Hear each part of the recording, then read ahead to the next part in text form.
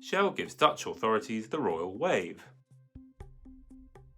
Ben van Beurden is off. The Royal Dutch Shell chief executive wants to move himself, his headquarters, and his corporate tax residency from Holland to the United Kingdom. There are two interpretations of why he wants to rebrand to plain old Shell. The first is that Shell is doing some early spring cleaning. It has A shares largely owned by Dutch investors and B ones owned by British ones, even though the company only has one holding company. That's a bit of a faff, and differing policies on local withholding taxes complicate buybacks. Creating one set of shares will help and also make it easier for Shell to merge with another oil company or use its shares to buy a funky green technology company to apply boosters to its rather sedate decarbonisation strategy.